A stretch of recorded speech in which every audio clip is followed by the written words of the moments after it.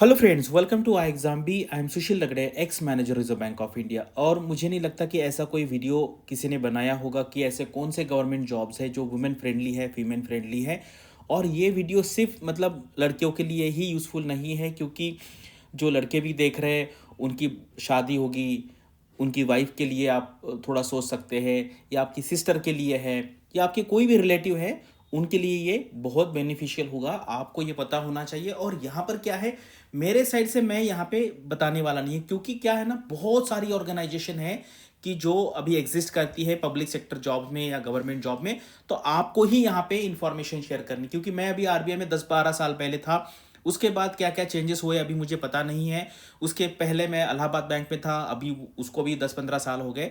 तो अभी आपको क्या करना है, हम यहाँ पे क्या करेंगे, क्राउड सोर्सिंग ऑफ इंफॉर्मेशन करेंगे। यानी कि आपको बताना है कि जैसे आप लेडीज़ है तो आप भी बता सकते हैं, या जेंट्स लड़के हैं वो भी बता सकते हैं। आप कि आप बताइए कि आपके ऑर्गेनाइजेशन में क्या क्या जो मैं अभी यहाँ पे बताऊंगा बेनिफिट, वो अवेलेबल है या नहीं है।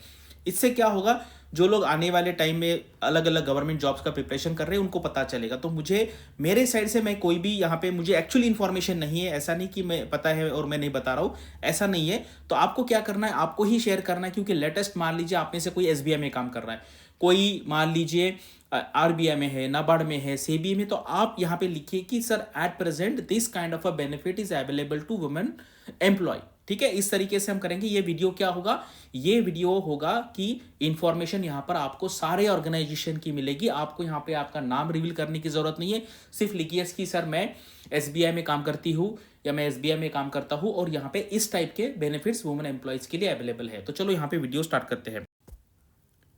तो सबसे इंपॉर्टेंट एंड पहला जो बेनिफिट है वो है मैटरनिटी लीव। करेक्ट।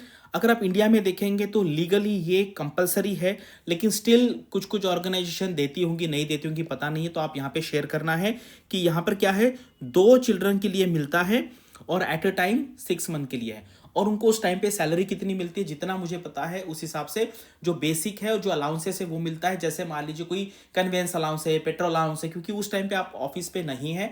तो ये अलाउंस है, जो एक्स्ट्रा वाले अलाउंस है, जो कन्वीनियंस है, जो आने जाने से रिलेटेड है, और आप जब ऑफिस में काम करते हैं उससे रिलेटेड वो नहीं मिलता है। लेकिन बेसिक एंड बाकी जो अलाउंसेस है वो यहाँ पे मिलता है। तो आपको ये शेयर करना है। आप लिख सकते हैं कि मैं इस ऑर्गेनाइजेशन में काम करती हूँ और वहाँ पे ये बेनिफिट अवेलेबल है। अभी सेकंड बेनिफिट है चाइल्ड केयर लीव। ठीक है, ये बहुत इंपॉर्टेंट है। और मुझे किसी ने बताया था कि कुछ कुछ ऑर्गेनाइजेशन में ये नहीं है, मैं उसका यहाँ पे नाम नहीं लूंगा। लेकिन चाइल्ड केयर लीव जो है वो, और ये जो सारी लीव है ना, ये पेड लीव की मैं बात कर रहा हूँ। ऐसे नहीं, लीव तो फिर हम तो कुछ भी लीव ले सकते हैं, लेकिन ये पेड लीव है।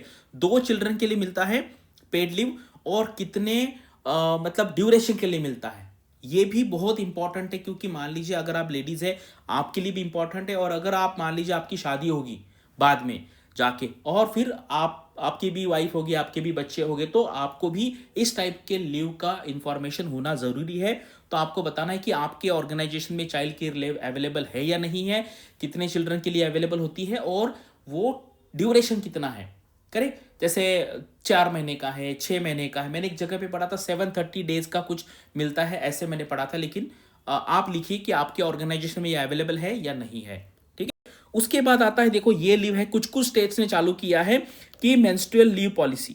करेक्ट। जैसे बिहार ने 2 दिन का यहाँ पे मिलता है।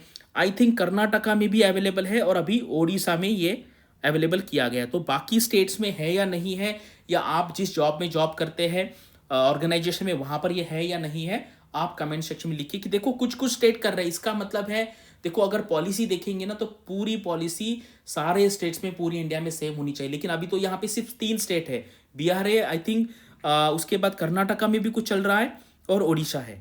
ठीक है, केरला में भी है, केरला में भी है। तो यहाँ पर आप मुझे बताइए कि आप जिस ऑर्गेनाइजेशन में है वहां पर इस टाइप का लीव है या नहीं।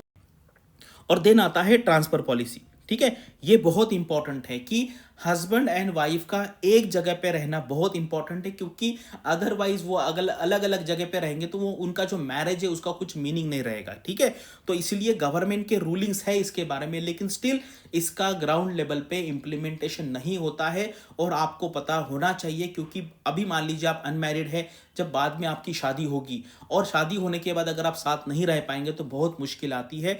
मुझे बहुत सारे लोगों ने इसके बारे में कांटेक्ट किया, क्योंकि गवर्नमेंट का रूलिंग होने के बावजूद बहुत सारे ऑर्गेनाइजेशन में ये स्पेसिफिक जो कंडीशन है या बेनिफिट है, इसका इम्प्लीमेंटेशन नहीं होता है। तो ये जो 4 मैंने यहाँ पे जो डिस्कस किया है, एक तो मैटरनिटी लीव, उसके बाद चाइल्ड केयर लीव, उसके बाद मेंस्ट्रुअल लीव, और ये जो ट्रांसफर पॉलिसी है बेस्ड ऑन द मैरिज, ठीक है।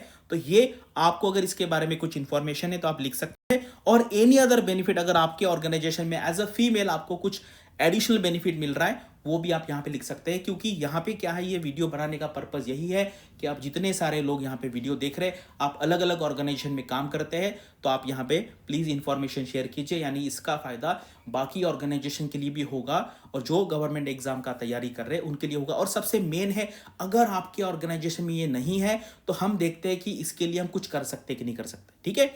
तो मैंने 1-2 लोगों से बात भी किया था, क्योंकि उनके ऑर्गेनाइजेशन में नहीं था, तो मैंने कहा चलो देखते हैं यहाँ पर अगर यहाँ पे रिस्पांस मिलता है अच्छा, और कोई पर्टिकुलर ऑर्गेनाइजेशन गवर्नमेंट रूलिंग का अगर फॉलो नहीं कर रहे, अब वो अप्लाई नहीं कर रहे ऑर्गेनाइजेशन में, तो हम देखेंगे किसी से बात करके कुछ होता है या नहीं होता है, ठीक है। तो यही मेरा पर्पस था, क्राउड सोर्सिंग ऑफ इन्फॉर्मेशन यहाँ पे करेंगे। प्लीज आप ये जो सारी मैंने यहाँ पे इन्फॉर्मेशन बोली है उसके बारे में अपने अपने ऑर्गेनाइजेशन में क्या क्या बेनिफिट अवेलेबल है नहीं है, प्लीज शेयर कीजिए। Thanks for watching this video and all the best for your studies and upcoming examinations.